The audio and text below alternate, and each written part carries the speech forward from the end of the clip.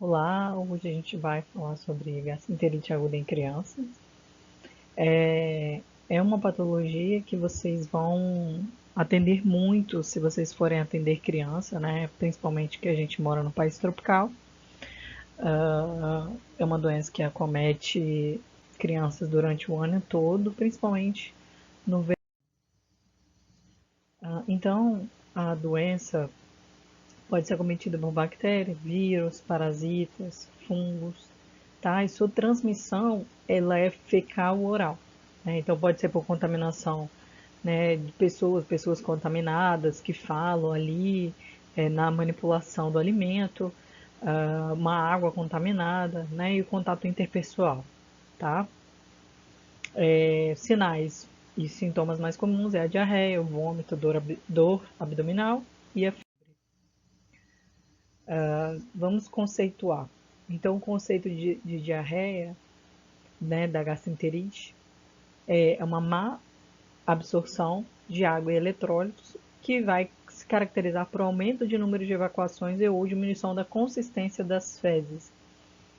Vocês veem que se a mãe chegar para você e falar assim, doutora, meu filho fazia 3 cocôs por dia, de repente mudou, né? Agora faz 8, faz 6 por dia, independente se ela está no aspecto líquido ou no mesmo padrão, né? Pode ser sim considerado, tá? Também temos um aumento de 10 ml por quilo dia em lactente, né? De fezes, tá? E maior que 200 gramas dia em criança. Isso vai ser um pouco mais difícil, mas assim, nos hospitais a gente consegue pegar a fralda, pesar, desconta o peso da fralda e a gente consegue pesar. A gente faz isso tanto para xixi em lactente, que a gente não quer sondar e tudo mais, quanto para cocô a gente pode fazer também, tá? É, Ocorre de 3 ou mais episódios de fezes líquidas em 24 horas, com ou sem febre ou vômitos associados, tá? Então a gente pode ter sim uma gastroenterite sem vômitos. Muitas mães perguntam isso. Ai, doutora, meu filho só tá com diarreia, não é uma gastroenterite? Elas perguntam muito isso. Não é uma gastroenterite porque não tem vômito, tá? Isso não é obrigatório. Então a diarreia aguda, a gente vai falar que se ela se estende até 14 dias, né? Que vai ser um desequilíbrio entre a absorção e a secreção de líquidos e eletrólitos em um quadro autolimitado, tá? A diarreia persistente vai ser se passar de 14 dias, tá? A diarreia aguda, ela pode durar 14 dias. A média é até 7 dias, a média. Só que tem muita mãe que chega e fala assim, poxa, doutora, mas meu filho tem 10 dias que está evacuando. Não deixa de ser ainda diarreia aguda, tá? Diarreia crônica seria isso superior a 30 dias, que eu vou ter que pensar em outras patologias, tá? Também dentro desse diagnóstico aí. Por exemplo, uma alergia à proteína do leite, tá? Uma doença celíaca, e a gente tem que pensar também dentro daqueles diagnósticos. Por que é tão importante falar sobre gastroenterite? Porque ela é a segunda maior causa de óbito infantil no mundo. Você pense, né? A maioria, né, quase 50% dos casos ficam ali na África, na Ásia, né, de mortes em crianças. Mas isso é muito comum também. Você pensar, morrer de gastroenterite, complicado, né? Parece que está reduzindo provavelmente por conta, né, das vacinas, né, por exemplo, de rotavírus, que hoje já existe, ah, o tratamento de água, essas coisas contribuem para que a incidência diminui, tá? Mas, apesar de globalmente ela estar diminuindo, a incidência ainda permanece aí alta, tá? E necessita de vacinação e tratamento adequado. Por que que melhorou? Ele fala, além de precisar para diminuir a vacinação e o tratamento adequado, também é uma justificativa a diminuição, né? Como eu falei, a existência da vacina, o tratamento adequado que antigamente não tinha uma padronização de tratamento, né? Cada um fazia de um jeito, cada um colocava um soro de um jeito, dava líquidos. Então, quando isso começou a ser difundido, foi conceitual, estudado e se padronizou, isso viu-se que mudou vidas, né? Salvou vidas e mudou o percurso da doença. A gastroenterite, então, está muito associada à pobreza, uma higiene precária e índice de desenvolvimento. Então, é uma doença muito comum em países em desenvolvimento, no nosso país, por exemplo. Tá? Aqui tem uma tabela da OMS falando, né? Você vê aqui 9%, 9% de crianças, né, morrem de diarreia, ficando atrás só da pneumonia. Tá? Então é uma coisa para a gente se preocupar. A faixa etária, então, muito comum abaixo de 5 anos. Os países, é mais comum em países em subdesenvolvido ou em desenvolvimento. O status imunológico é muito importante também, por exemplo, crianças desnutridas, crianças imunossuprimidas, suprimidas, tá? Isso também vai influenciar no percurso da nossa doença, né, que a gente está comentando. Então, a grande etiologia, você vê aí um predomínio do rotavírus, tá vendo? De 0 a 11 meses, você viu o rotavírus, tá? Predominando aí de 12 a 23 meses, o rotavírus predominando, e muda só com 24 a 59 meses, tá? Que é a Shigella que predomina. Mas, você vê aí, ó, ela tá aí como diagnóstico diferencial, 1, 2, 3, 4, ó, quarta posição, tá? E aqui de 12 a 23 meses, na segunda posição, tá? Depois vocês vão falar por que eu tô falando sobre a Shigella, eu vou explicar. Por que eu tenho que pensar que gastroenterite é uma coisa importante? Porque mata muita criança, mas você fala assim, pô, é só uma diarreia e tal, se eu souber manusear direitinho, eu consigo conduzir o tratamento e vai dar tudo certo, né? Então a gente, como eu sempre falo, a gente tem que pensar nas coisas básicas daquela criança, daquela situação, daquela hipótese diagnóstica, mas eu também tenho que ficar de olho nas complicações e nos agentes etiológicos possíveis. Então, a patogênese, a gente já viu algumas nas aulas passadas, né? Então, depende da característica dos micro-organismos, né? Por exemplo, toxinas pré-formadas, o Staphylo aureus, produção de toxinas secretoras, a cólera, Escherichia coli, produção de toxinas citotóxicas, a Shigella, por exemplo, tá? Então, elas vão causar a doença de duas maneiras, né? A diarreia não inflamatória e a diarreia inflamatória. Na diarreia não inflamatória é superficial, não entra dentro do enterócito, tá? É uma enterotoxina, né? Vai levar à destruição dos vilos, né? Que você tem um enterócito, lá em cima, né? Vai ter células com os vilos, tá? E aí vai levar à destruição destes. E por conta de quê? Por conta da aderência de parasitas, tá? Ou translocação por bactérias, tá? Ou outros que fazem inflamação, porque ele invade, né? E vai permitir, invade e eles acabam permitindo troca, né? Abrem canais de cloro, né? E aí vai permitir entrar de proteínas, líquidos, tá? E aí permitir com que perca líquidos de outra maneira, tá? Temos como classificação também a diarreia osmótica, diarreia secretora e a diarreia invasiva. A osmótica, tá? São substâncias osmóticas ativas, retenção de líquido na luz intestinal, tá? Ela geralmente é um gap alto, a gente vai falar do gap logo mais. Osmolar fecal alto, volume fecal menor e melhora com o jejum. No caso, a má absorção, causada a má absorção como rotavírus. A diarreia secretora é a secreção ativa do sistema de transporte de soluto intestinal, geralmente por enterotoxinas, e o gap osmolar fecal é baixo, é uma diarreia muito volumosa e persiste com o jejum. Mesmo assim, se você fizer jejum, essa criança vai permanecer com a diarreia. Diarreia invasiva, lesão direta do epitélio de citotoxinas, por exemplo, a disenteria, que é a Shigella, a salmonella também faz isso. A disenteria é a diarreia com sangue e ou muco e ou pus, tá?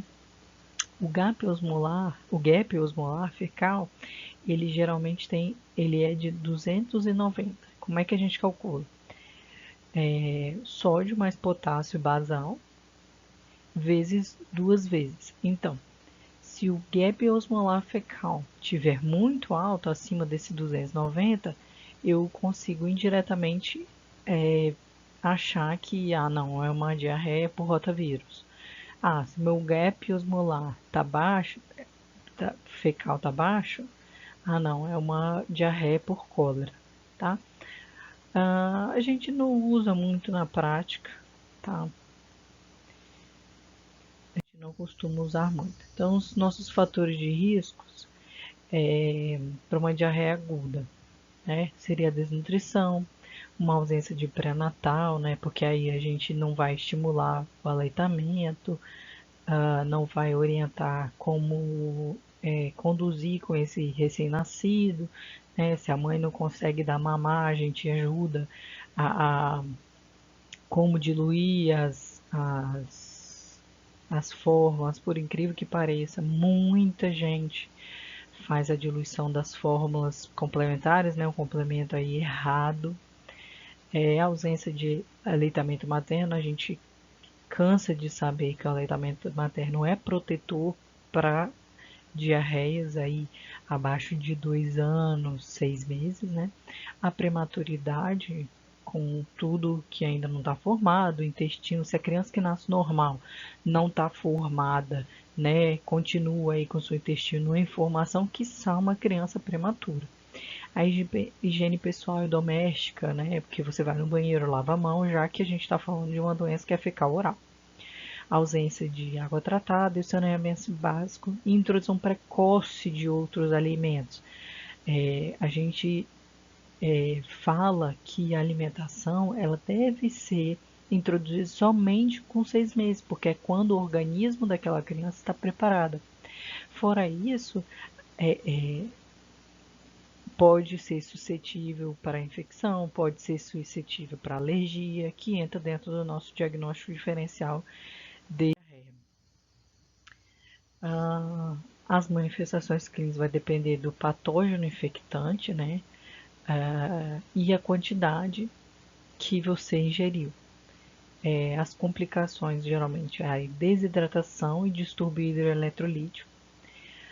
E vai depender da natureza do patogênio infectante. Com toxinas pré-formadas, por exemplo, você vai ter um quadro imediato dentro das primeiras 6 horas aí depois que você se expôs a esse patógeno. Né? A disenteria, que a gente viu que é com diarreia, pus ou muco, por exemplo, a Escherichia coli, produtora de toxina Shiga-like, que é muito comum fazer a disenteria, né, com esse sorotipo aí de E. coli O157, 2 pontinhos aí, H7. E a Shigella são os mais comuns de acontecer. A Shigella é muito importante, né, porque ela pode induzir a síndrome hemolítica urêmica, tá?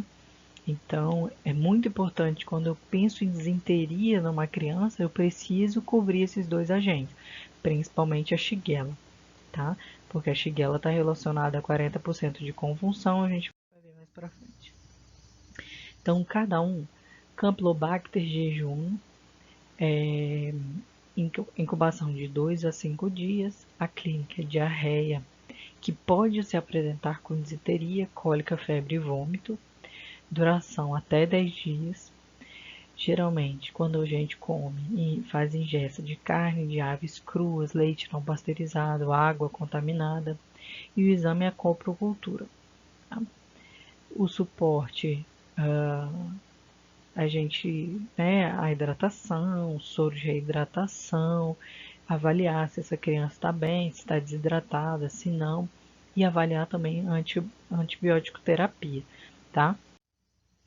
O Clostridium botulinum é incubação de 12 a 72 horas, né? Trata-se de uma toxina pré-formada de 3 a 30 dias no lactente, pode demorar para aparecer. A clínica, ela é diferente, né? Então, o Clostridium botulinum, a gente tem que lembrar que ela causa uma visão embaçada, já é uma coisa mais sistêmica. Uma diplopia, disfagia, fraqueza muscular, tá? Em menores de 12 meses.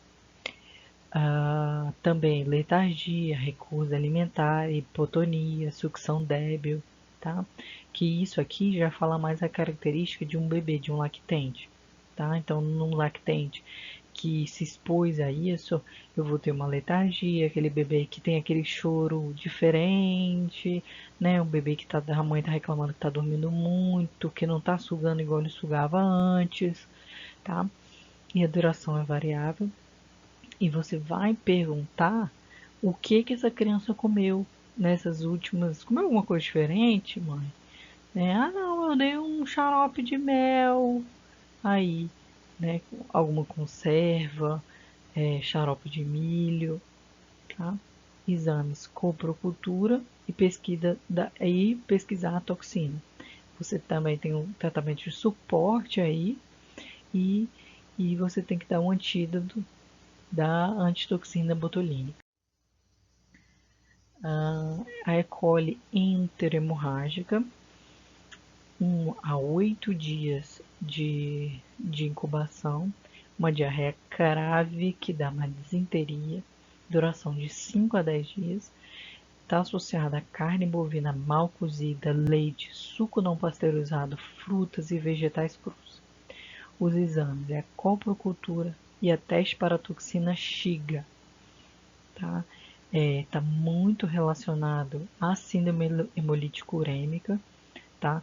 Que leva a insuficiência, pode levar à insuficiência renal, a diminuição aí, causar anemia, tá? Então, essa é uma complicação importante para vocês lembrarem quando você tem uma disenteria. A gente tem que ficar de olho nisso, então a gente tem que pedir exames, né?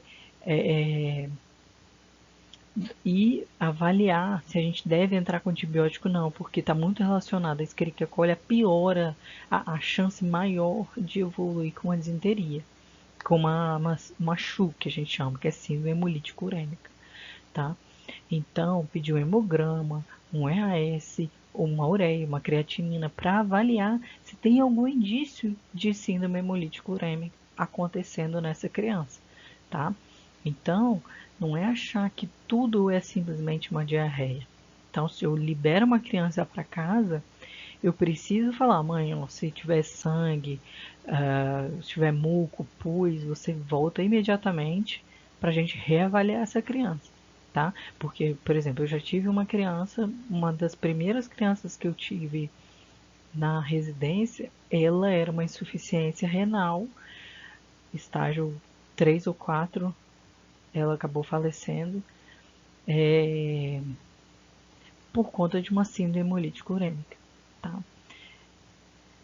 Então, isso deve ser avaliado com muito critério. A salmonela também, que a gente escuta tanto falar, né? Incubação de 3 dias, também pode causar uma disenteria, cólicas, febre tifoide. Como que é essa febre tifoide? Uma febre com cefaleia, constipação, mal-estar, calafrios, mialgia. Duração de 4 a 5 dias, está associada a mais ovos, aves, leite, suco não pasteurizado, ah, alguma coisa que contaminaram, né? Aquela que fica oral que ele fala, é quando a pessoa está com aquela, é portador assintomático, carreia pelo menos um ano, tá? E os exames devem ser a coprocultura, o suporte e a antibiótico terapia. Avaliar aí, geralmente, a gente, quando a gente está diante de uma disenteria, a gente precisou internar essa criança, a gente passa antibiótico pensando nesses agentes mais comuns, tá? Para a gente cobrir os agentes mais comuns. Porque às vezes a gente não consegue, e às vezes a coprocultura demora muito, né? A Shigella, aí incubação de 24 a 28 horas, cólica, febre e disenteria, duração até 7 dias, também é fecal oral, alimentos manipulados por pessoas contaminadas, coprocultura, suporte e antibiótico terapia. Tá? Então, mais um para o nosso diagnóstico diferencial aí de diarreia. O Staphylo aureus, que a gente já falou nas aulas anteriores, incubação de 6 horas, né? Porque é aquela toxina pré-formada. Náusea, vômito, cólica, diarreia, febre, até 48 horas de duração, o seu quadro, né? E pesquisa da toxina, o tratamento de suporte. O vibrio cólera, incubação 24 a 72 horas, diarreia aquosa grave, que pode levar a desidratação e choque em poucas horas, até 7 dias de duração. Está muito associada a água, peixe, frutos do mar, coprocultura. É o exame que vai determinar qual é o agente aí. Tratamento de suporte e antibioterapia. Rotavírus, uma incubação de 3 dias no máximo.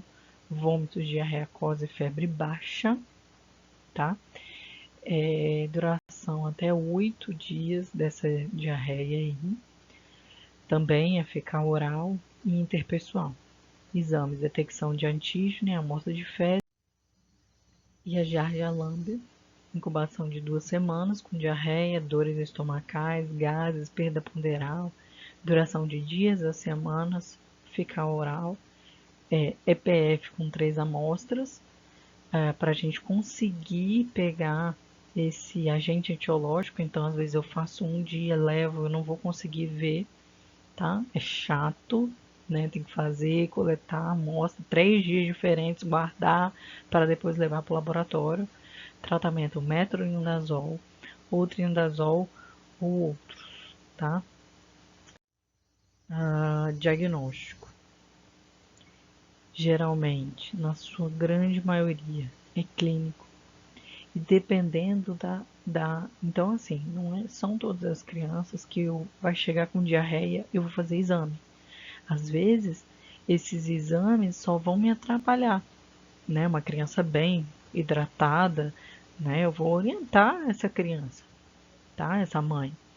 Agora, se é uma criança que já você vê que é moderado a grave, né, precisa avaliar a gravidade e confirmar os exames laboratoriais, avaliar aí o que eu vou precisar fazer sódio, potássio, ureia, creatinina para avaliar se é uma criança que tem uma disenteria, se é uma criança que está tendo diarreia prolongada aí, ou que está indo para estar podendo se agravar, tá?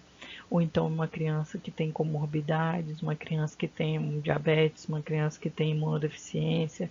Então é uma criança que eu vou precisar investigar mais de pertinho, avaliar. Então nos exames laboratoriais eu vou avaliar o grau de desidratação e acidose, né? História epidemiológica, se alguém mais da família está tendo, se viajou para algum lugar, se foi para algum lugar, se comeu alguma coisa diferente, tá? Determinar clinicamente a etiologia. Então, saber se teve febre, se teve diarreia, se teve diarreia, se teve vômito, se a criança está estranha, se ela não está falando coisa com coisa, se está com pus, tá? Tudo isso vai nortear a nossa etiologia, porque às vezes a gente não consegue fazer uma copro. Uma coprocultura demora para a gente estabelecer aí o que a gente vai fazer, tá? Então vamos lá. Estamos diante de uma diarreia. Chega uma criança lá para mim que tem diarreia aguda. Ela tem sinais de desidratação? Não, não tem. Então é plano A. Tem algum sinal de desidratação? Beleza. Plano B. Sinais de gravidade ou choque? Então, beleza. Plano C. Beleza? Não, né? Corre que o negócio tá feio. Então, como é que eu classifico essa criança? Como plano A, B ou C? Então, lá. Primeira coisa que eu vejo quando a criança entra dentro do meu consultório. Olho para ela e vejo. Tá alerta? Tá irritada? Ou é uma criança que tá meio hipotônica? Ou se eu tenho um lactente, é um lactente sonolento, tá? Então, vi a criança no geral, olhei para os olhos. Tá normal? Não, é um olho fundo, muito fundo, tá? Lágrimas. Mãe, essa criança quando tá chorando, ela tem lágrima? Tá chorando com lágrima, tá? Boca, olho para a boca, vejo a mucosa, tá úmida, tá seca, tá muito seca. Ah, mãe, essa criança tá com sede, você dá água para ela? Ou então eu pego, vejo isso tudo. Mãe, oferece um copo de água ali para mim. É aquela criança que bebe desesperadamente ou nem consegue beber. Ah, sinal da prega. Eu vou lá, faço assim. Demora muito tempo para voltar? Ou lentamente, ou muito lentamente, a prega desaparece. O pulso, criança pequena, eu aperto aqui, tá? 15 segundos e peço para abrir para eu conseguir ver o enchimento capilar, perdão, tá? Aí eu vejo normal, até 3 segundos, normal. Prejudicado de 3 a 5, maior que 5, já está muito prejudicado, tá? Sinal da prega.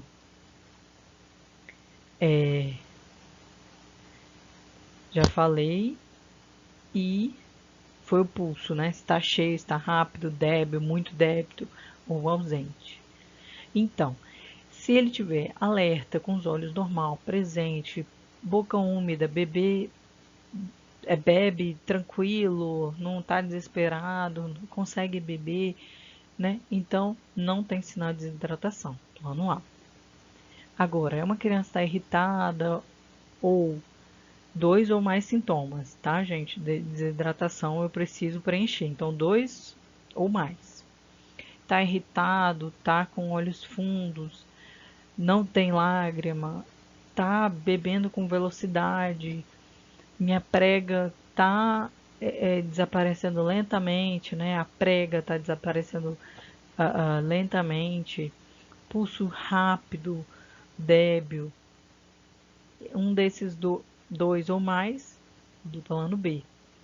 Comatoso, hipotônico, aí, aqui já tem 2 ou mais, ou um com asterisco. Então, muito importante, se ele está hipotônico ou comatoso, não é capaz de beber água, se o pulso está muito débil ou ausente, ou se o enchimento capilar está mais que 5, tá? Então, eu classifico ele como plano C. Vamos distribuir o plano A. Então, no plano A, eu tenho aquela criança que eu preciso oferecer líquido, tá? Então, essa criança, eu vou orientar essa mãe que essa criança deve tomar líquido caseiro, água de arroz. O que é água de arroz? É aquela, né, o que sobra ali da água que você tira, ou quando você está fazendo o arroz e vai subindo aquela água, conforme for cozinhando o arroz, você pode oferecer aquela água, tá? Vai oferecer soro caseiro, chá, suco e sopas, tá? Ou solução de sais de hidratação oral, que é esse SRO que a gente fala, após cada evacuação diarreica. tá? Não utilizar refrigerante de forma alguma e não adoçar nem suco e chá. Por quê? Por conta da osmolaridade, tá? Porque aí vai puxar mais ainda líquido para intracelular, né? Extracelular, e aí eu vou ter uma diarreia mantida, tá? E no plano A, a gente orienta continuar aleitamento materno e continuar a alimentação da criança, tá? Evitando alimentos com gordura, tá? E eu vou orientar para esse pai, para essa mãe, esse tutor aí. Se essa criança melhorar em 2 dias, ou evoluir com sinais de perigo, como assim? Chegou, mas está piorando a diarreia, os vômitos são repetidos, eu ofereço para essa criança, mas ela está com muita sede, não está comendo nada, tem sangue nas fezes, porque aí minha doença já evoluiu. Ou diminuição da diurese, volto imediatamente, tá? Então eu oriento os sinais de reidratação, eu ensino a como preparar esses sais de reidratação oral e oriento a lavagem das mãos. Outra coisa muito importante que a gente não dá valor, né? É, por exemplo, mãe, o soro, o sais de hidratação oral, eu preciso conservá-lo na geladeira ou com alguma coisa para não contaminar, e é água filtrada, gente. A gente é uma coisa super normal, mas para certas pessoas não, tá? E agora a gente oferece o zinco também, tá? E aí, de 6 meses até 6 meses é 10 miligramas por dia e maiores de 6 meses 20 miligramas dia, tá? A gente vai destrinchar mais lá pra frente esse zinco aí. Então, qual é a quantidade que eu devo oferecer a cada evacuação? Menor de 1 ano até 100 ml a cada evacuação. Então, evacuou, tomou. Tô repondo. Tudo que eu perco, eu reponho. E assim é pra gente também, tá? Até 10 anos, 200 ml. E maior de 10 anos, o que aceitar, sem também... pode ser devagar, porque às vezes a criança também está vomitando, aí eu faço distensão abdominal, aí essa criança começa a vomitar. Plano B, distensão gástrica, e essa criança começa a vomitar, tá? Plano B, então administrar a solução de reidratação oral também. A quantidade vai depender da sede desse paciente. O sais de reidratação oral deve ser administrado continuamente até que desapareçam os sinais de hidratação, mas aí, gente, aqui no plano B, a gente viu 2 ou mais sintomas de desidratação. Então, eu preciso tratar, olhar essa criança na unidade de saúde, tá? Então, eu estou olhando essa criança, então, e vou vendo se essa criança vai melhorando, estou reavaliando ela sempre para ver se ela dá sinais de melhora da desidratação. Tá? O paciente ele deve receber de 50 a 100 ml por quilo para ser administrado nas 4 a 6 horas que a gente está observando essa criança. Então, obrigatoriamente, eu preciso ficar de 4 a 6 horas observando essa criança. Tá?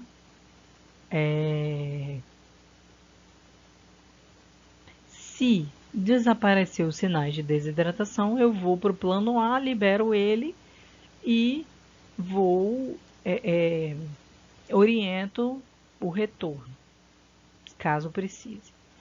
Se ele continuar desidratado, aí eu indico já uma sondagem nasogástrica para eu garantir que a oferta de solução, de líquido, seja ofertada. Tá? Se aí ele evoluir, aí já é classificado como plano C. Tá? Então, durante a minha permanência aí, eu estou avaliando desidratação, eu vou indicar, eu vou ensinar como fazer o site de reidratação oral. É uma coisa besta, mas muita gente não sabe fazer. Plano C. Aí o plano C já é, né, aquela criança que ou tá comatosa, né, aqueles asteriscozinhos, ou tinha 2 ou mais já sinais de gravidade, tá? Então, o plano C contempla 2 fases para todas as faixas etárias. Então, é fase de expansão e fase de manutenção, tá? Então, essa criança chegou, eu vou ofertar soro fisiológico a 0,9%. Então, eu pego, faço como 20 ml por quilo de peso e vou repetindo até essa criança melhorar os sinais, né? Que ela esteja hidratada. E vou reavaliando aí, vou auscultando o pulmão, ver como é essa criança. Agora, o tempo para fazer isso é de 30 minutos, tá? Geralmente a gente faz até 100 ml por quilo, mais ou menos. Para criança recém-nascida ou cardiopata, eu já faço menos, tá? Para não sobrecarregar também o sistema cardiopulmonar aí. E estou avaliando o paciente continuamente, tá? Para maiores de 5 anos, eu já posso fazer uma solução de soro fisiológico a 0,9%, com 30 ml por quilo em 30 minutos. E no segundo momento, eu faço 70 ml por quilo durante 2 horas e 30 minutos, tá? 2 horas e meia e eu já faço isso. Já na fase de manutenção, melhorou, minha criança melhorou, eu posso fazer como?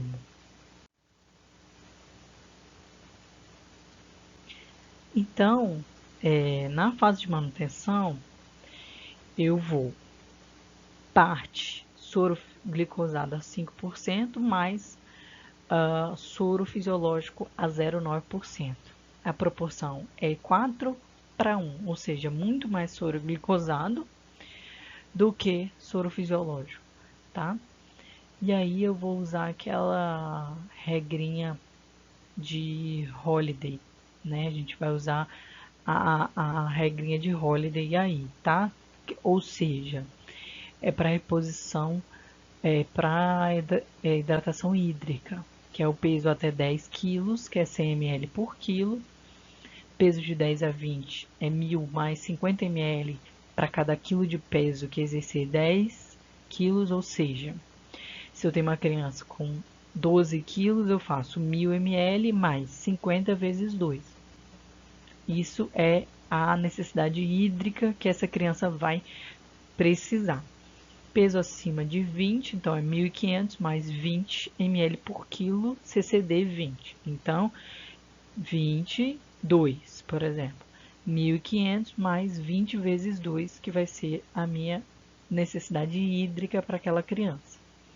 Agora, depois que essa criança, eu já passei a fase de manutenção, a criança já está melhorando, eu vou pedindo os íons e eu vou avaliando o que eu preciso repor, o que eu preciso, aí eu vou já manejando essa hidratação aí, tá? Eu vou calculando, não, vou botar um pouco mais de potássio, vou ver aí o que eu posso melhorar para esse paciente, tá bom?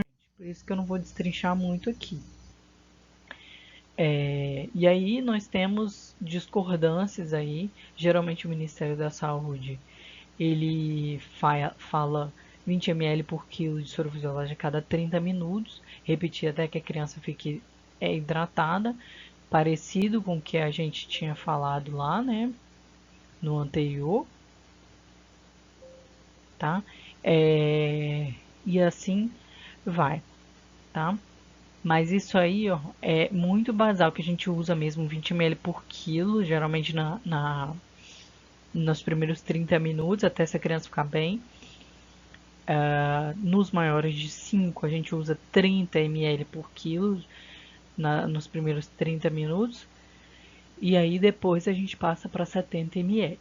Discorda da OMS, que já faz em menores 30 e maiores também 30, que aí ele já vai fazendo o Ringer lactato, tá bom? O uso de zinco, ele é para todas as diarreias agudas, tá? Porque ele está relacionado à imunidade, os estudos falam que muitas crianças têm deficiência de zinco, tá? E isso ajuda diminua o período de diarreia, a frequência de diarreia, a manutenção da diarreia. Então a gente usa como dose única por 10 a 14 dias, até 6 meses a gente faz 10 miligramas, de 6 meses ou mais, 20 miligramas por dia. E aí a gente tem o uso do probiótico, tá? Nessa de 2017 aí, da Sociedade Brasileira de Pediatria. Não vai diminuir as perdas, mas diminui a duração da diarreia. Repare que são alguns probióticos que estão associados a essa recomendação, tá?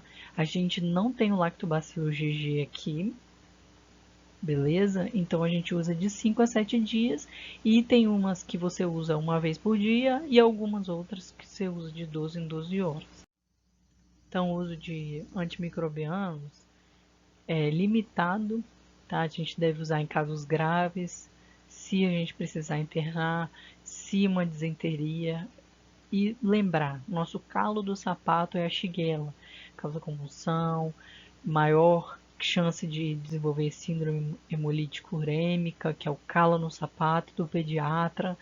Aí vou levar uma comorbidade para o resto da vida dessa criança, como a insuficiência renal, né? Uma complicação, uma morbidade muito importante para você comer mosca para essa criança. Primeiro escolher a Cipro, mas lembrar que a gente não tem Cipro VO aqui no Brasil. Então temos a opção para azitromicina VO em casos que eu vou mandar embora.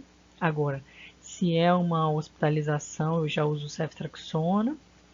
Se eu estou suspeitando de giardia ou amebíase, metronidazol. Tá?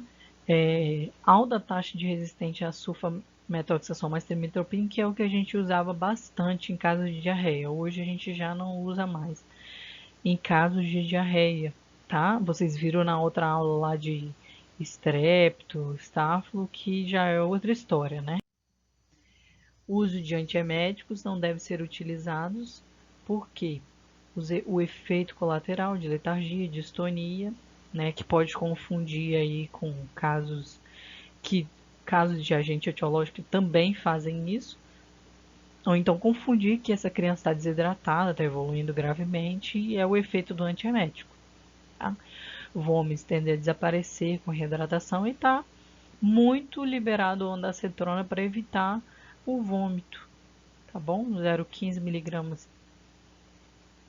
direitinho lá, você usa para essa criança e você vai contribuir.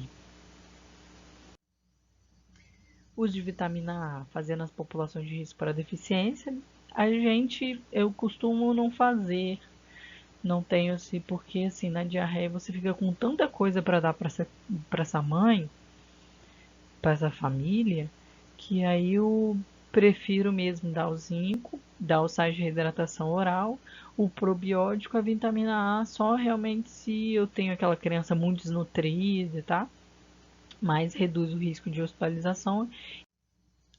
Uso de racecadotrila, o inibidor da encefalinase, perdão, enzima que degrada a encefalina, porque vai reduzir a secreção intestinal de água e eletrólitos, então ela evita a perda, né, reduz a perda diarreica e a duração da diarreia, sem interferir aí no trânsito intestinal.